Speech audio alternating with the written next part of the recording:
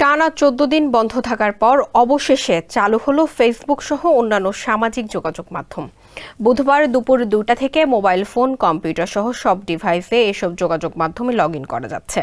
কোটা সংস্কার আন্দোলনের পরিপ্রেক্ষিতে গত ১৭ জুলাই সন্ধ্যায় দেশের বিভিন্ন স্থানে মোবাইল ইন্টারনেট সীমিত করা হয়। পরদিন ইন্টারনেট বন্ধের বিষয়টি আনুষ্ঠানিকভাবে জানান ডাক, টেলিযোগাযোগ ও তথ্য প্রযুক্তি প্রতিমন্ত্রী জুনায়েদ আহমেদ পলক। ওই সময় তিনি বলেছিলেন, সামাজিক যোগাযোগ মাধ্যমে অপপ্রচার এবং গুজব প্রতিরোধে এমন সিদ্ধান্ত নেওয়া হয়েছে। একই দিন সন্ধ্যায় সঞ্চালন লাইনে অগ্নিকাণ্ডের ঘটনায় বন্ধ হয়ে যায় ব্রডব্যান্ড ইন্টারনেটও। ফলে দেশ জুড়ে সব ধরনের ইন্টারনেট যোগাযোগ ব্যবস্থা বিচ্ছিন্ন হয়ে পড়ে।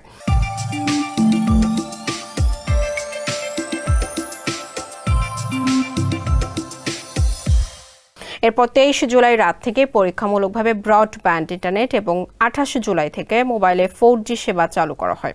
তবে ইন্টারনেট সেবা চালু করা হলেও বন্ধ ছিল সামাজিক যোগাযোগ মাধ্যম। এবার ফেসবুক, ইনস্টাগ্রাম, টিকটক সহ সব ধরনের সামাজিক যোগাযোগ মাধ্যম চালু করা হয়েছে।